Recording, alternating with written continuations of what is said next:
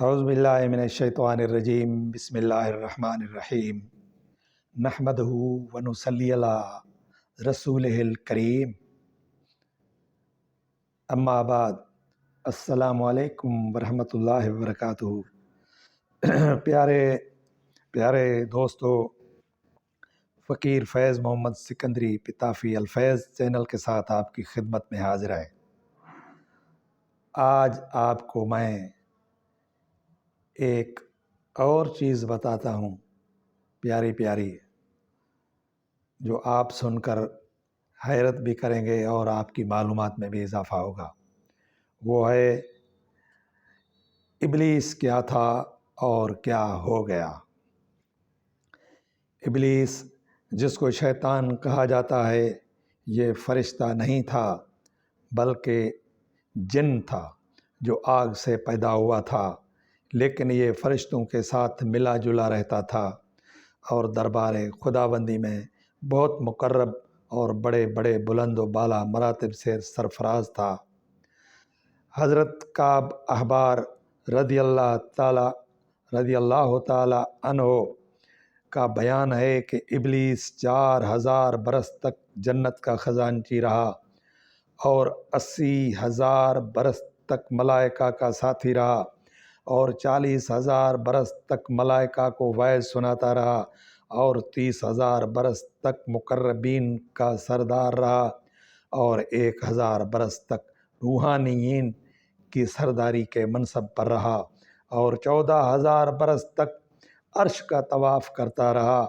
और पहले आसमान में उसका नाम आबिद और दूसरे आसमान पर उसका नाम जाहिद और तीसरे आसमान में आरिफ और चौथे आसमान में वली और पांचवें आसमान में तकी और छठे आसमान में खाजिन और सातवें आसमान में अज़ाज़ील था। और लौहे महफूज में इब्लीस लिखा हुआ था और ये अपने अंजाम से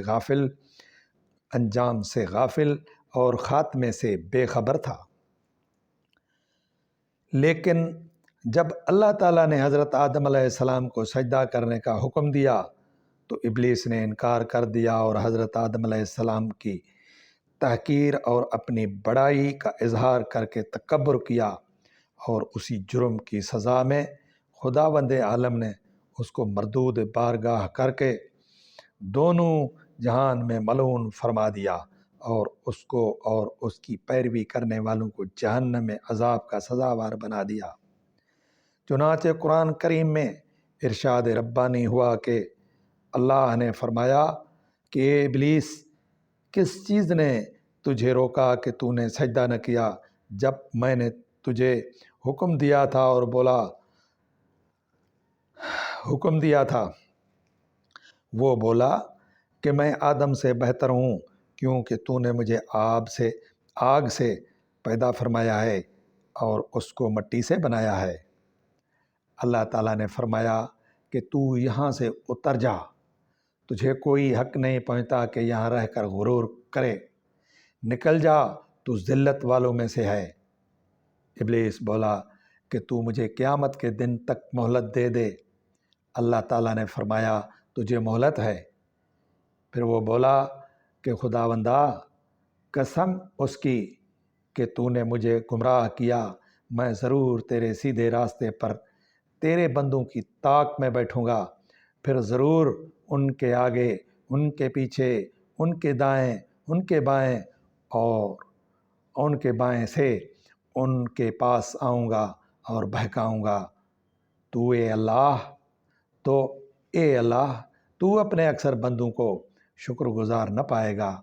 अल्लाह ताला ने फरमाया, ए शैतान, तू यहाँ से निकल जा, तू मरदूद है, तू रांदा हुआ है। जो मेरे बंदों में से तेरे कहे पर चलेगा, मैं ज़रूर तुम सबों से जहन्नम को भर दूँगा। दरसे हिदायत। कुरान मजीद के इस अजीब वाक़े में इबरतों और नसीहतों की बड़ी बड़ी दरखशिंदा और ताबिंदा तजल्लियाँ हैं। इसलिए इस वाक़े को खुदावंद कुद्दूस ने مختلف الفاظ اور متعدد طرز بیان کے ساتھ قرآن مجید کے 7 مقامات میں بیان فرمایا ہے، یعنی سورہ بقرہ، سورہ اعراف، سورہ حجر، سورہ بنی اسرائیل، سورہ کہف، سورہ طٰہٰ، سورہ صاد میں اس دل دہلا دینے والے واقعے کا تذکرہ مذکور ہے، جس سے مندرجہ ذیل درس ہدایت ملتا ہے۔ اس سے ایک بہت بڑا درس تو یہ ملتا ہے کہ کبھی ہرگز اپنی عبادتوں اور نیکیوں پر گھمنڈ اور غرور نہیں کرنا چاہیے، اور کسی گناہ گار کو اپنی مغفرت سے کبھی مایوس نہیں ہونا چاہیے، کیونکہ انجام کیا ہوگا اور خاتمہ کیسا ہوگا عام بندوں کو اس کی کوئی خبر نہیں ہے، اور نجات و فلاح کا دار و مدار در حقیقت خاتمہ بالخیر پر ہی ہے۔